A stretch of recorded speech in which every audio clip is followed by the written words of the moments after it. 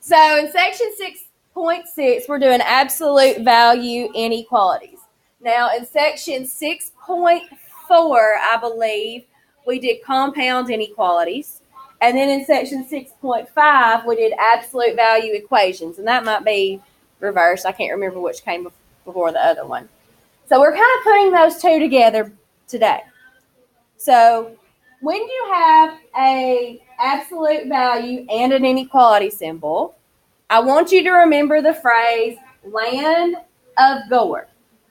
Land of Gore. It seems really simple or silly, but it will help you remember what you do when you have a less than and what you do when you have a greater than. And that also includes less thans or equal tos or greater thans or equal tos. So remember when we did compound inequalities, we had ands and ors, right? We had ands and or inequalities. So if we have a less than or a less than or equal to, we're going to have an and inequality. And if we have a greater than or a greater than or equal to, we will have an or inequality. Y'all need to remember that.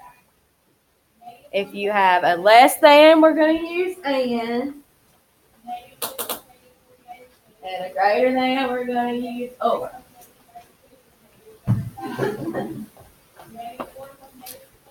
All right, so that's when you have absolute value bars and an inequality symbol. So absolute value of x is greater than or equal to 6. So this is a what symbol? What symbol is this? Greater than or equal to. So it's a greater than. So we're going to have what kind of inequality? An or. Greater thans are or in the land of Gore. Right? So when you have an or, and you have to set it up, here's how you're going to do it. You're going to take what's inside the bar. You're going to flip this and change the sign of this. So you're going to say less than or equal to negative 6. Ors have to say or. And then the second time you write it, you're going to write it just like it says without the bars. So greater thans are ors. You're going to say less than the negative or greater than the positive. It's going to come simpler in a minute.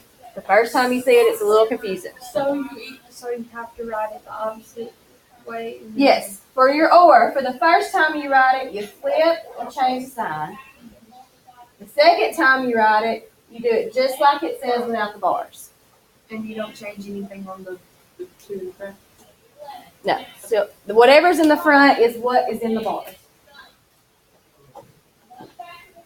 Okay? This comes easy as we work them. These first few are just the confusing ones, but they're the simplest ones. Sometimes the simplest ones are the most confusing.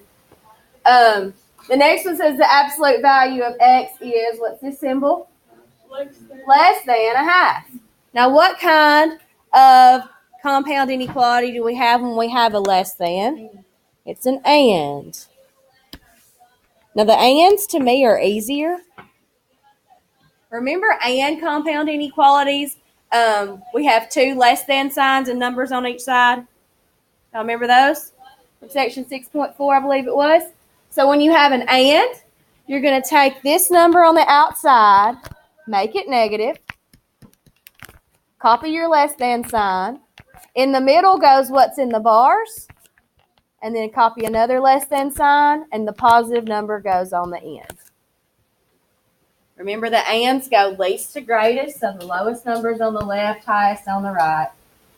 And the absolute value bar part is going to go in the middle, and these are both going to be whatever this symbol is. So if it's or equal to, you'll put or equal to. And that's how you do an and. To me, it's easier to do ands.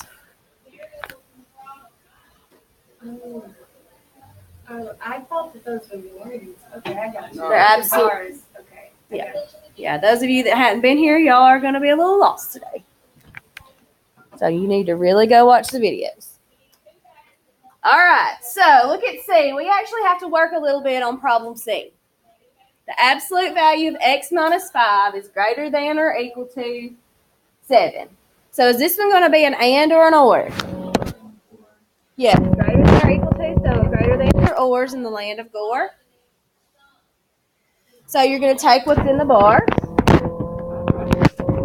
You're going to flip and change the sign for the first one. So less than or equal to -7. Flip and change sign. Or, remember ors have to say or. You're going to keep it exactly the same without the bars. So the first one on the left, you flip and change sign. The second one, you keep the same without the bars. And how do we solve an or? You solve them separately and then put or between the answer. And we're not going to draw these on number lines today. You're welcome. So how do I solve this for x? Add 5 to both sides. So x is less than or equal to what? Don't forget or with your answer. And then how do I solve the second one? What's 7 plus 5? X is greater than or equal to 12. You see how they're going in opposite directions like ors do? And that's how you do it. So when you have an or, remember the first one, you flip the symbol and change the sign. The second one, you keep the same. Okay? On problem D. Is problem D an and or an or? And, how do you know it's an and? Because it says less than or equal to, so it is an and. Y'all remember how to set it up?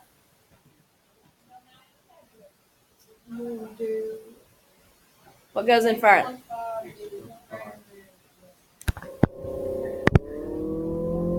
No, remember ands we squish together. So you do -3. -3, less than or equal to the inside of the bars. And then again, less than or equal to +3. So we use or equal to because they use or equal to. So all you have to remember is the negative goes in the front, positive goes in the back. The middle is the inside of the bars for an and.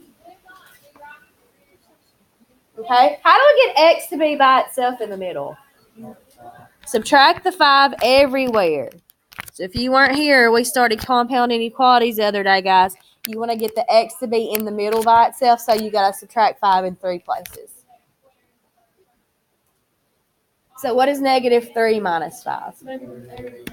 Is less than or equal to x is less than or equal to what? -2. And remember for ands, you need to go least to greatest with your numbers, and both of your symbols at the end need to be pointing to the left. And there's that one solved. Questions so far? Okay. Problem E.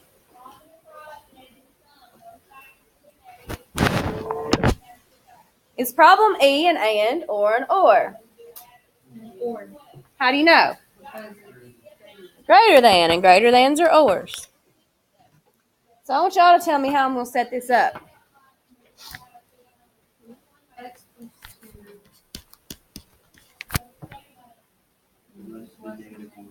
Flip it, change the sign, so less than -1.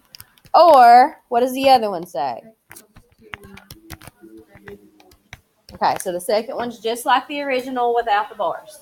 And make sure you write or between it, because or has to say or. Or has to say or.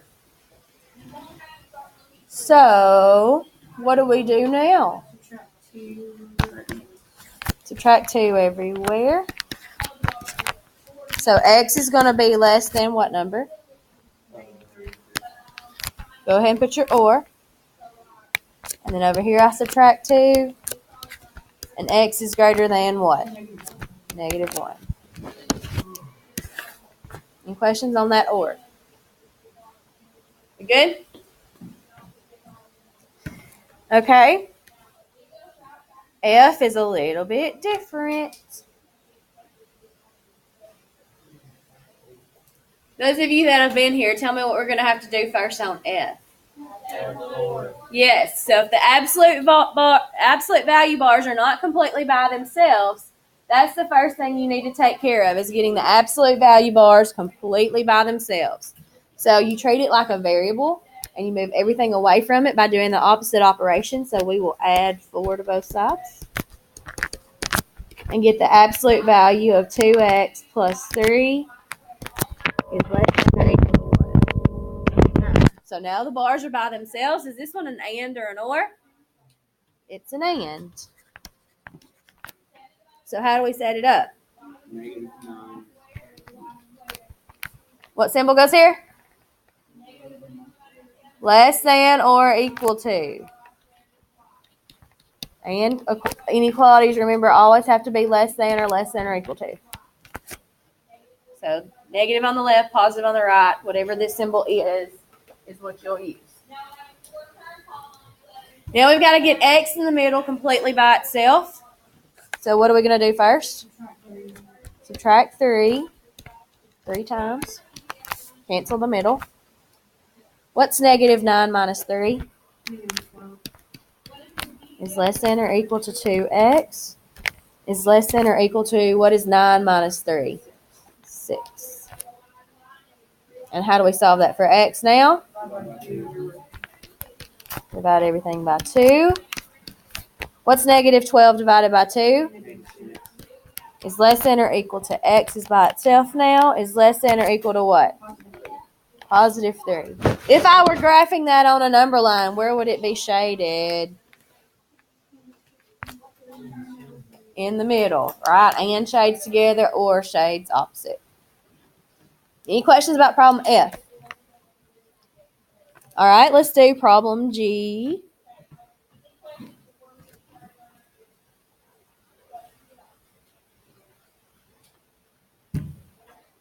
Now, before we can even decide if it's an and or an or, we really need to get the bars by themselves first. Because if I divide or multiply both sides by a negative in the process, it could cause me to flip my symbol, right? So we need to make sure we're clear on that. So how are we going to get the bars by themselves here? What are we going to do first? Add 8. Good job. So I have 3 times the absolute value of 5m minus 6 is greater than or equal to 21.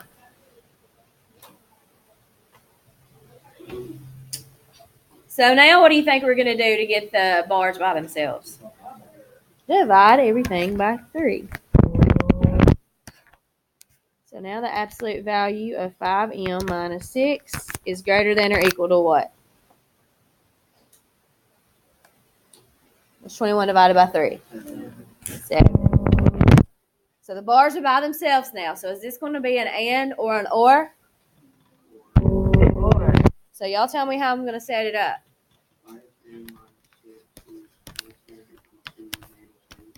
Yep, flip and change sign. Or what's the other one?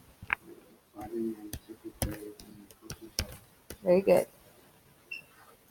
So why did you divide by 3? Because it was 3 times the absolute value of 5m minus 6. So I had to get rid of the 3 to get the bars by themselves. All right, so when you have an or, remember you solve them both individually. So I'm going to add 6. 5m is less than or equal to negative 1. Then what do I do?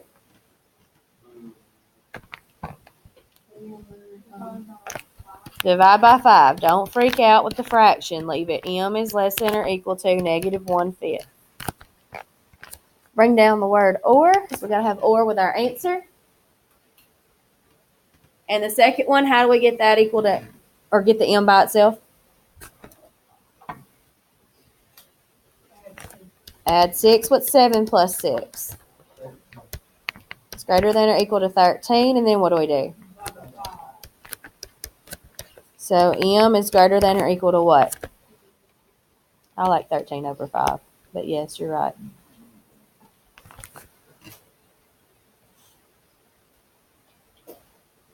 There's my answer. Any questions about ands and ors, lands of gores? All right, y'all try. these ones by yourself on your paper. You don't know if you can do it or not unless you try it.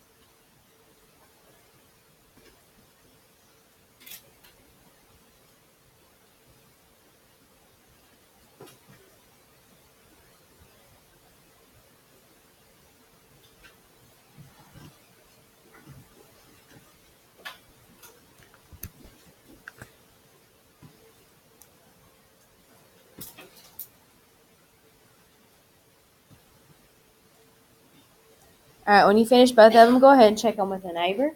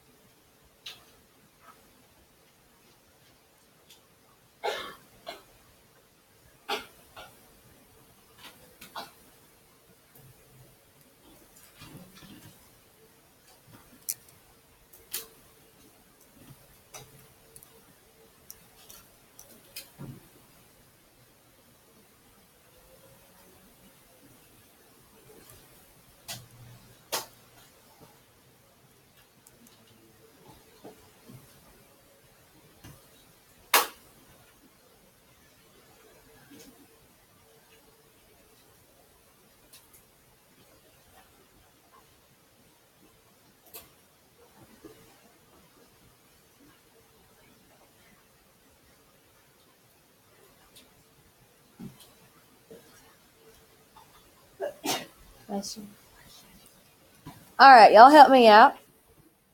Number one, the bars are by themselves, right? So is number 1 an and or an or? Because it has what symbol? A less than. So it's an and. So how did you set it up?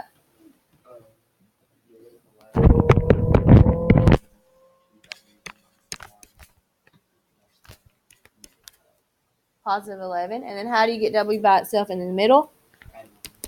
Add 1 everywhere. And negative 11 plus 1 is... And 11 plus 2 is what? 11 plus 1 is what? 12. And then how do you get W by itself? Everything. What is negative 10 divided by 2? And 12 divided by 2 is? And raise your hand if you got negative 5 is less than W is less than 6. Any questions? All right, number 2. Are the absolute value bars by themselves yet on number 2? So, Nathan, what do I have to do to get my bars by themselves? Add 6 to both sides. When I do, I get the absolute value of 2n plus 4 is greater than or equal to what number? 20. So is this one an and or an or, y'all? It's an or because what symbol is this? Greater than or equal to. That's right. So how do I set up this or inequality? How do I set it up to solve it? Negative 2 plus 4. Or no, 2 plus 4. 2n plus 4. Okay. Or 2n plus 4 is greater than. any questions about how we set that up? The first one is flip it, change the sign. The second one, keep the same. Right? So how do I get n by itself over here? Y'all are so slow. 2n is less than or equal to what? Oh, jeez. And then what do we do? No, I'm not solved it yet. I just don't want to forget my old. And then n is less than or equal to what? Or, y'all, a lot of y'all missed the one on the quiz that was an or yesterday because y'all forgot to put or on the. Some people didn't put it. So it's a good thing you're not forgetting your or. So what's 20 minus 4? 16. Then what? Divided by 2. What's 16 divided by 2? Raise your hand if you got n is less than or equal to negative 12 or n is greater than or equal to positive 8. Excellent. And that concludes our lesson on solving absolute value inequalities.